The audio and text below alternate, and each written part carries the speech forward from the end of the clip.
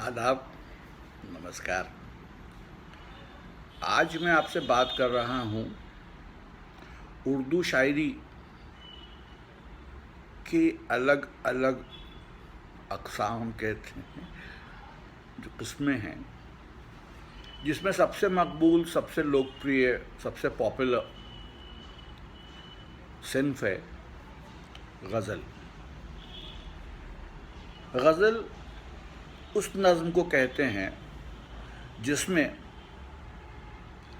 تصوف، اخلاق، فلسفہ اور حسن و عشق وغیرہ سے متعلق مضمون ہوتے ہیں، اور ہر شعر کا مضمون الگ ہوتا ہے۔ غزل کے پہلے شعر کے دونوں مصروں میں قافیہ ہوتا ہے، اس کو مطلع کہتے ہیں۔ باقی اشعار میں صرف دوسرے مصرے میں قافیہ ہوتا ہے۔ آخری شعر میں شاعر کا تخلص ہوتا ہے، جس کو مقطع کہتے ہیں۔ بغیر ردیف کے بھی غزلیں کہی جاتی ہیں، لیکن بالعموم قافیے کے بعد ردیف بھی ہوتی ہے۔ جس وقت اردو عوام کی زبانوں پر چڑھ گئی اور بول چال کی زبان بن گئی، اسی وقت سے فارسی شعراء کی ایسی غزلیں ملتی ہیں جن میں ایک مصرع اردو اور دوسرا مصرع فارسی کا ہوتا ہے، یا اردو اور بھاشا کے الفاظ استعمال کیے جانے لگے۔ کہا جاتا ہے کہ حضرت امیر خسرو نے بعض غزلیں اسی طرح کی کہی تھی، لیکن گمان یہ ہے کہ کچھ غزلیں ان سے غلط منسوب ہو گئی ہیں۔ 15ویں صدی میں کبیر ایک پائے کے صوفی اور باکمال شاعر گزرے ہیں۔ اس طرح کی غزلیں ان سے بھی منسوب کی جاتی ہیں۔ اس کے بعد اکبر و جہانگیر کے زمانے میں بھی غزلیں کہی گئیں، اور 17ویں صدی عیسوی میں تو دکن میں باقاعدہ اردو شاعری کا چلن ہو گیا تھا۔ محمد قلی قطب شاہ باکمال صاحب دیوان شاعر گزرے ہیں۔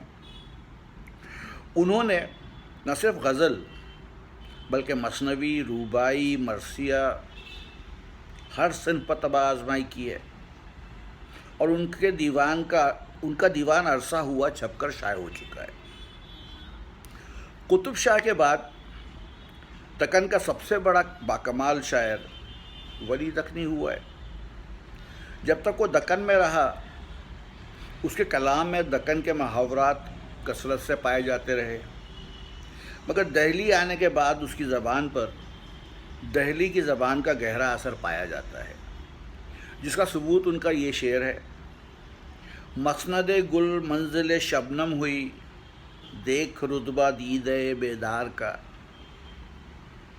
اس دور کے دوسرے شاعر آبرو، ناجی، یکرنگ، آرزو وغیرہ ہیں۔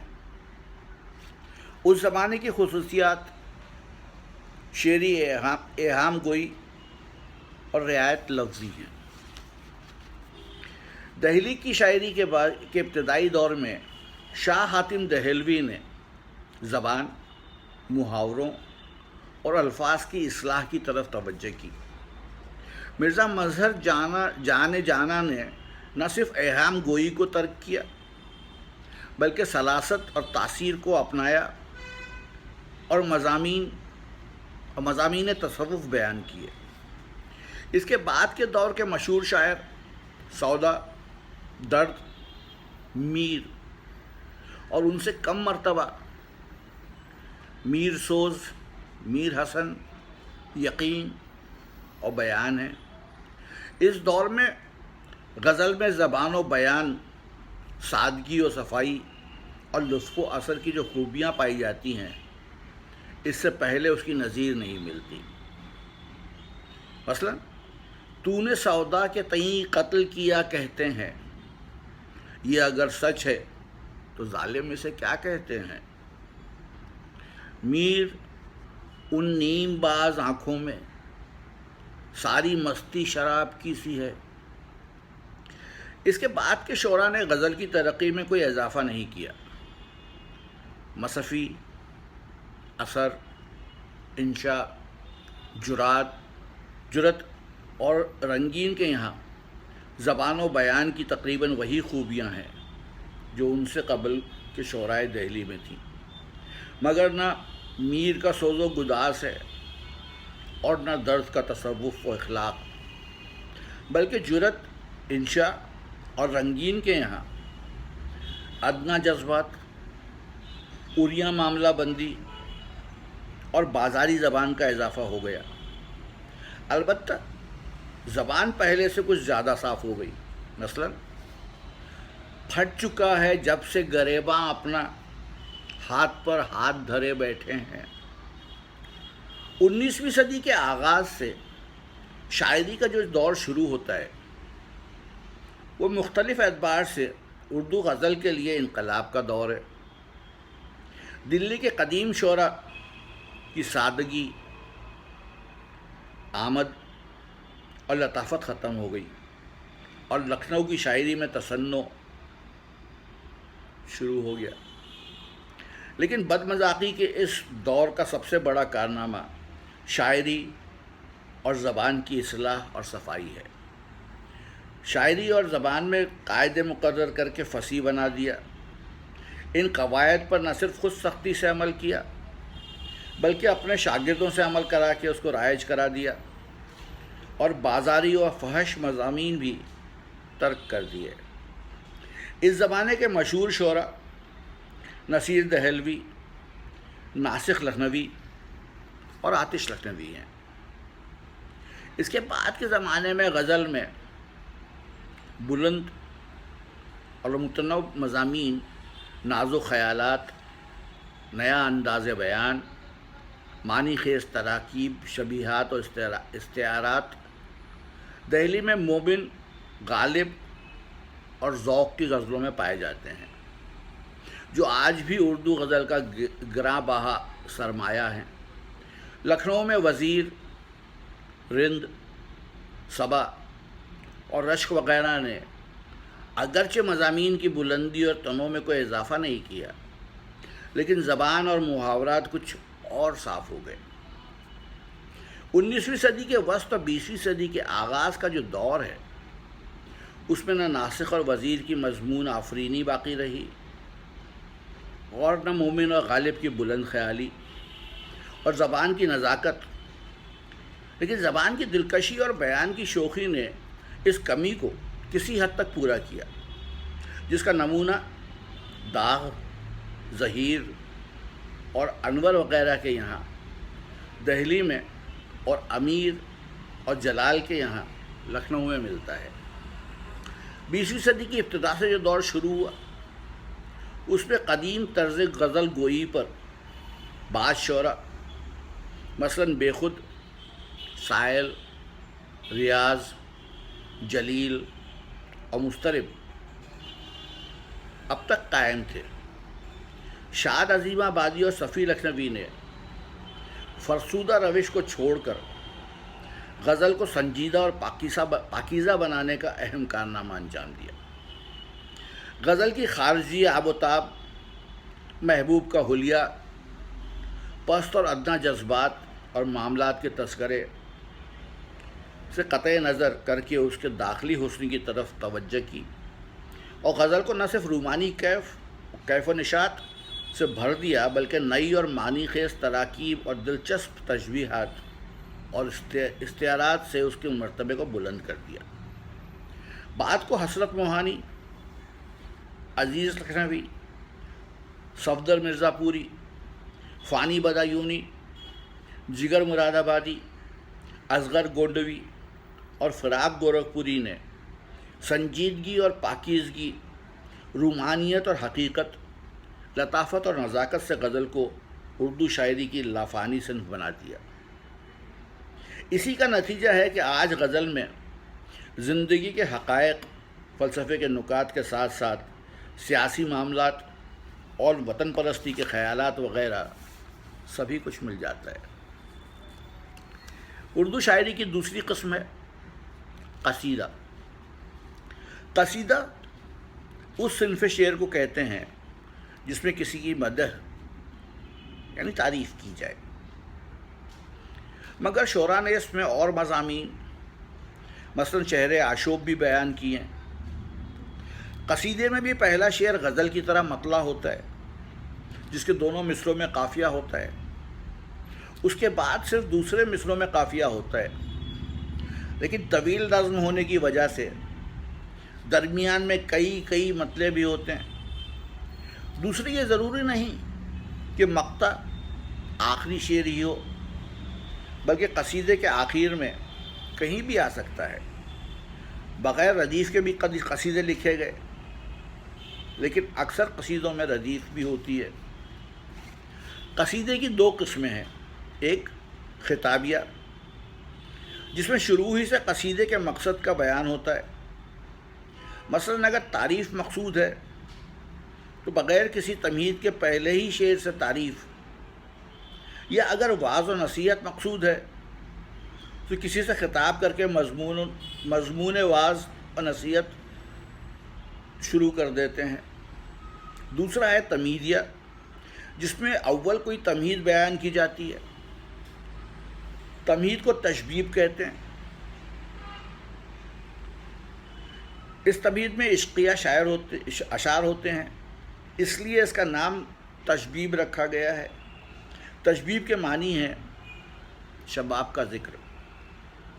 اب قصیدے کی تمہید میں بہار و خزاں کا ذکر، معاملات ارضی و سماوی کا تذکرہ اور بے ثباتی دنیا کا بیان کرتے ہیں، اور مضمون تشبیب کے اعتبار سے قصیدے کو بہاریہ، عشقیہ، واضیہ وغیرہ کہتے ہیں۔ عام طور پر قصائد تمہیدیہ ہوتے ہیں، اور ایسے قصائد کے 4 حصے ہوتے ہیں، ایک تشبیب، دو گریز یعنی تشبیب لکھتے لکھتے اصل مقصد مدح کی طرف رجوع کرنا، ایک یا چند اشعار میں قصیدے کے مقصد کو ظاہر کر دیتے ہیں، 3 مدح، 4 خاتمہ جس میں ممدوح کے لیے دعا کی جاتی ہے۔ قصیدہ کسی بڑے مقصد کے لیے لکھا جاتا ہے جس میں بلاغت کا خاص طور سے خیال رکھا جاتا ہے۔ قصیدے کی زبان شاندار اور الفاظ پرشکو ہوتے ہیں۔ بیان کا زوردار اور مضمون کو بلند ہونا ضروری ہے۔ قصیدے میں تشبیب کے اشعاریہ مدحیہ اشارے سے زیادہ نہ ہونے چاہیے۔ عشقیہ مضمون سنجیدہ اور متین ہونا چاہیے، شوخ اور رندانہ نہیں۔ تشبیب ایسی پرکشش ہو کہ سننے والا شروع سے ہی متوجہ ہو جائے اور توجہ و حیرت برابر باقی رہے۔ مدح میں فرق مراتب قائم رکھنا ضروری ہے، یعنی حمد و نعت کے قصائد میں رندانہ اور عاشقانہ تشبیہات و مضامین نہ ہوں۔ اسی طرح بادشاہوں اور عمرا کو خدا اور رسول تک نہ پہنچائیں۔ بیجا مبالغے اور جھوٹ نے ہمارے قصیدے کو بہت نقصان پہنچایا ہے۔ اردو میں 1611 کے لگ بھگ سلطان محمد قلی قطب شاہ نے قصیدے لکھے، ان میں دکنی زبان کی آمیزش ہے۔ اس کے علاوہ دکنی شعراء نصرتی وغیرہ نے جو قصائد لکھے ہیں وہ اردو قصیدے کی تاریخ میں اہمیت رکھتے ہیں۔ اردو کے سب سے مشہور قصیدہ لکھنے والے مرزا سودا دہلوی ہیں۔ انہوں نے بکثرت قصیدے لکھے ہیں جن میں حمد و نعت، شعر و آشوب سبھی کچھ ہے۔ زور بیان، شوکت الفاظ، مضمون آفرینی اور واقعہ نگاری، دلچسپ گریز اور جوش بدرجہ احسن موجود ہے۔ سودا کے بعد مصفی اور انشاء نے بھی قصیدے لکھے تھے، مگر سودا کے قصائد پر کوئی خاص اضافہ نہیں کیا۔ ذوق کے قصائد بھی شاندار اور مکمل ہیں، لیکن کسی قدر واقعہ نگاری کی کمی ہے۔ مومن و غالب نے بھی قصیدے لکھے.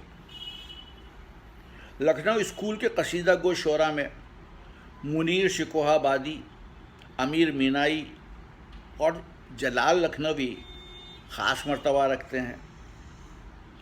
ان سب کے قصائد جو کثرت سے ہیں مکمل اور لائق ستائش ہیں. داغ دہلوی نے بھی قصیدے لکھے ہیں. اگرچہ ان کے یہاں مبالغہ، زور اور بلند آہنگی نہیں ہے، تاہم بعض قصائد عمدہ ہیں. اسی زمانے میں نعتیہ قصائد میں محسن کاکوروی نے نام پیدا کیا اور ایسے نعتیہ لکھے کہ اولیت اور آخریت کا تاج انہی کے سر پر ہے.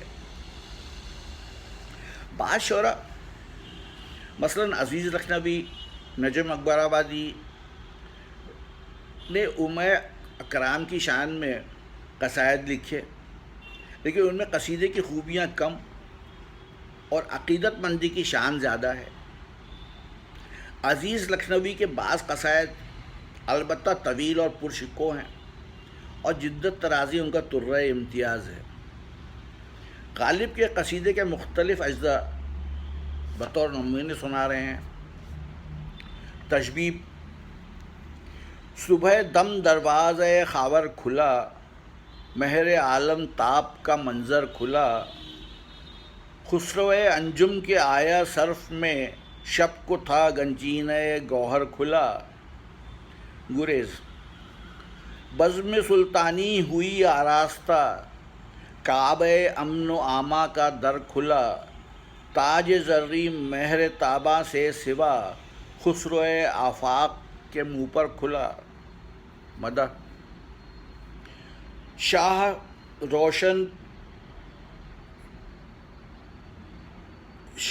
روشن دل بہادر شاہ کے ہے، راز ہستی اس پر سر تسر کھلا، وہ کہ جس کے ناخن تعویل سے، عقدِ احکام پیغمبر کھلا. دعا: تم کرو صاحب قرآنی جب تلک، ہے طلسم روز و شب کا در کھلا. اب ہے اگلی قسم مرثیہ. مرثیہ اس نظم کو کہتے ہیں جو کسی کی وفات پر اظہار غم کے لیے کہی جائے اور اس میں مرنے والے کے اوصاف بیان کیے جائیں. اردو میں عام طور پر مرثیہ شہدائے کربلا یعنی حضرت امام حسین اور ان کے اعزاء و رفقا کی شہادت کے ذکر کرنے اور ان کے اوصاف نظم میں بیان کرنے کو کہتے ہیں. ان کے علاوہ اگر کسی اور کا مرثیہ لکھا جاتا ہے تو اس کی وضاحت ضروری سمجھی جاتی ہے، جیسے مرثیہ حالی، مرثیہ غالب وغیرہ. شہدائے کربلا کے مرثیے پہلے تمام حیتوں میں لکھے جاتے تھے. البتہ میر ضمیر لکھنوی نے مرثیے کے لیے مسدس کو مخصوص کر دیا اور اس وقت سے عموماً تمام مرثیے مسدس سی کی شکل میں لکھے جاتے ہیں اور کبھی دعا سے شروع کرتے ہیں، تمہید کے بعد سراپا بیان کرتے ہیں، اس کے بعد واقعات جنگ. مرثیہ کو پورا زور بیان اس حصے پر صرف کر دیتا ہے. جنگ کی تیاری، تلوار اور گھوڑے کی تعریف، رجز خوانی، جنگ کا منظر اس طرح بیان کیا جاتا ہے کہ دردناک پس منظر کے ساتھ پورا سما بن جاتا ہے. بیان شہادت کے بعد ماتم اور گریہ و بکا کا متعلق چند بند ہوتے ہیں اور مرثیہ ختم ہو جاتا ہے. ادب میں شاعری کے اعتبار سے مرثیہ اردو کی اہم ترین اصناف میں سے ایک ہے. انیس اور دبیر کے ذریعے اردو زبان اور شاعری کی جو خدمت کی ہے، محاورات کا استعمال جس حسن خوبی سے کیا ہے، حسن بیان اور جدت ادا سے اردو شاعری کو جس طرح آراستہ کیا ہے، مناظر قدرت اور جذبت فطرت جس میں فصاحت، بلاغت اور حقیقت کے ساتھ بیان کیے ہیں، وہ اردو شاعری کی کسی دوسری صنف میں عموماً نہیں ملتے. مرثیہ اگرچہ صحیح معنوں میں رزمیہ نظم نہیں ہے، لیکن اس میں رزمیہ نظم کی تمام خوبیاں بھی مل جاتی ہیں.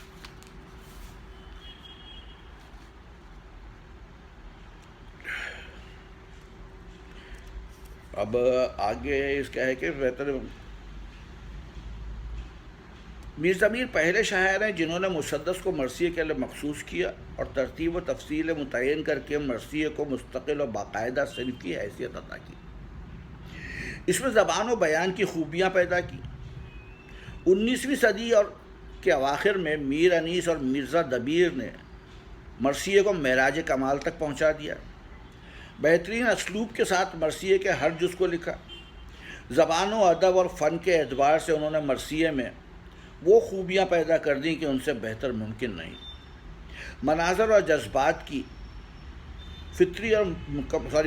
محاکات فطری اور مکمل ہیں.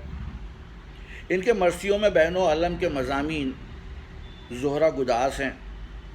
نمونہ ہے: ماجرا صبح شہادت کا بیاں کرتا ہوں، رنج و اندوہ و مصیبت کا بیاں کرتا ہوں، تشنہ کاموں کی عبادت کا بیاں کرتا ہوں، جانثاروں کی اطاعت کا بیاں کرتا ہوں. جن کا ہمتا نہیں ایک مصاحب ایسا، ایسے بندے نہ کبھی ہوں گے نہ صاحب ایسا. گو مصیبت میں تلاطم میں تباہی میں رہے، سر کٹے پاؤں مگر راہ الہی میں رہے. یوں سرفراز وہ سب لشک شاہی میں رہے، جس طرح تیغ و دبدست سپاہی میں رہے. اس مصیبت میں نہ پایا کبھی شاکی ان کو، آبرو ساقی کوثر نے عطا کی ان کو. اب آتے ہیں اگلی قسم مثنوی پر. مثنوی اس نظم کو کہتے ہیں جو مسلسل ہو اور اس میں کوئی واقعہ یا داستان وغیرہ نظم کی جائے. قدیمی زمانے میں مثنوی چھوٹی بحروں میں لکھی جاتی تھی. میر حسن اور مولانا حالی کی بیشتر مثنویاں چھوٹی بحر میں ہیں. مولانا محمد حسین آزاد دہلوی نے البتہ بڑی بحر میں مثنویاں لکھی ہیں. شوق دوائی کی مثنویاں دونوں قسم کی بحروں میں ہیں. حفیظ جالندھری کی طویل مثنوی شاہ نامہ اسلام بھی بڑی بحر میں ہے. چونکہ مثنوی ایک طویل قصہ ہوتا ہے اور ایک خاصہ زمانے سے تعلق ہوتا ہے، اس لیے علاوہ مناظر کے مقامات کا بیان، افراد، قصے کے حالت و کردار، اس مقام کے رسم و رواج، عوام و خواص کی زبان، لباس، طرز رہائش، معاشرت، پیش سبھی کا بیان تفصیل سے ہوتا ہے. مثنوی اردو شاعری کے آغاز سے ہی لکھی جاتی رہی ہے. جہانگیر کے عہد میں افضل نے ایک مثنوی بکٹ لکھی تھی، بکٹ کہانی لکھی. دکن میں غواسی نصرتی ابن نشاطی نے مثنویوں میں طویل قصے اور داستانیں نظم کی. ولی اورنگ آبادی کی بھی ایک مثنوی کا ذکر تذکروں میں ملتا ہے. 19ویں صدی میں بڑی کثرت سے مثنویاں لکھی گئی. مومن خان نے کئی عاشقانہ مثنویاں لکھی جن کے متعلق خیال ہے کہ وہ خود ان کی داستان محبت ہے. اس دور کی سب سے کامیاب مثنوی گلزار نسیم، مصنف دیا شنکر نسیم ہے. اگرچہ اس میں ضائع کی کثرت کہیں کہیں اثر کو کم کر دیتی ہے، اس کے باوجود اس کے بہت سے اشعار ضرب المثل ہو گئے ہیں. اس کے علاوہ قلق کی مثنوی طلسم الفت، مرزا شوق کی زہر عشق، منیر شکوبادی کی معراج المضامین اور تسلیم لکھنوی کی نالہ تسلیم اس زمانے کی اچھی مثنویاں ہیں. 20ویں صدی میں پرانے طرز کی مثنوی کا خاتمہ ہو گیا. صرف ایک مثنوی شاہ نامہ اسلام حافظ جالندھری نے لکھی، جو نہ صرف اسلامی تاریخ کے ایک دور کا منظوم بیان ہے بلکہ تاریخ و تحقیق کے اعتبار سے بھی معتبر ہے. اس میں شاعرانہ خوبیاں، زور بیان، جوش و اثر سب کچھ موجود ہے. اب ایک چھوٹا سا حصہ گلزار نسیم کا. گلچی نے وہ پھول جب اڑایا اور غنچے صبح کھلکھلایا، وہ سبزہ باغ خواب آرام، یعنی وہ بقاولی گل اندام، جاگی مرغ سحر کے غل سے، اٹھی نکھت سی خوش گل سے، منہ دھونے جو آنکھ ملتی آئی، پر آب وہ چشم حوض پائی، دیکھا تو گل ہوا ہوا ہے، کچھ اور ہی گل کھلا ہوا ہے، گھبرائی کہ ہیں کدھر گیا گل، جھنجھلائی کہ کون دے گیا جل، ہے میرا پھول لے گیا کون، ہے مجھے خار دے گیا کون۔ اگلی قسم ہے روبائی۔ روبائی 4 مصرے والی نظم کو کہتے ہیں اور قطعے سے 2 وجوہ کی بنا پر مختلف ہوتی ہے۔ ایک یہ کہ قطعے میں 3 یا 4 شعر بھی ہو سکتے ہیں، لیکن روبائی میں صرف 2 شعر یا 4 مصرے ہوتے ہیں۔ دوسرے کہ روبائی کے پہلے، دوسرے اور چوتھے مصرے ہم قافیہ ہوتے ہیں، جبکہ قطعے میں صرف آخری مصرع ہم قافیہ ہوتا ہے۔ اس کے علاوہ روبائی کی بحر مخصوص ہے، جبکہ قطعے کے لیے کوئی بحر مخصوص نہیں ہے۔ روبائی میں جو بھی مضمون بیان کیا جائے وہ جدید، لطیف اور بلند ہونا چاہیے۔ الفاظ کا انتخاب، ترتیب اور بیان سنجیدہ ہو۔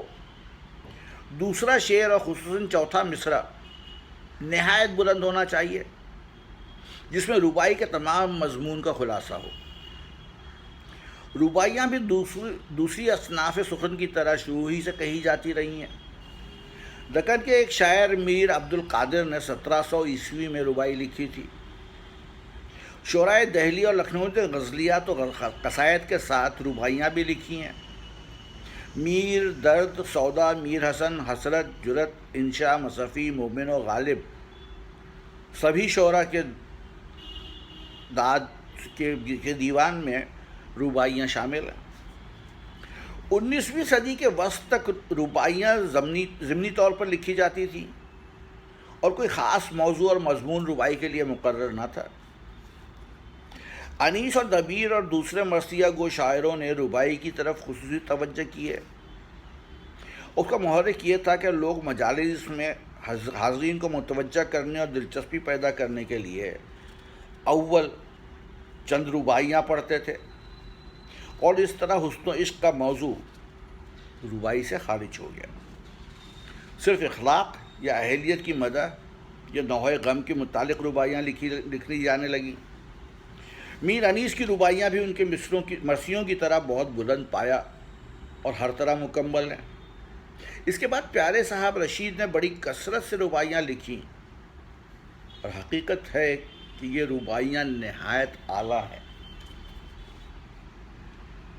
دور حاضر میں رباعی اپنے عروج پر پہنچ گئی ہے، اور وسعت مضامین اور جدت بیان نے اس صنف کو اردو شاعری کا بیش بہا سرمایہ بنا دیا ہے۔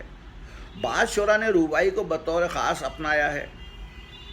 جدید دور میں شفیق جون پوری، قاصی سکندر پوری، امجد حیدرآبادی، جوش ملی آبادی، یگانہ چنگیزی اور فراق گورکھپوری مشہور و ممتاز رباعی گو شعراء ہیں۔ رباعی کا ایک نمونہ: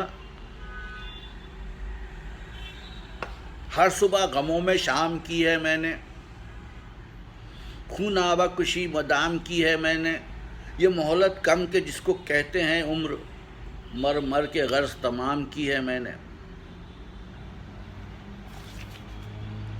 اس کے آگے اور جو اقسام ہیں وہ ہے قطع، مثلث، مشمن، مخمس، مربع، مستزاد، مسدس، مسمت، تضمین۔ اس حصے کو میں آپ کو کل سناؤں گا، تب تک کے لیے اجازت دیجیے۔ آداب۔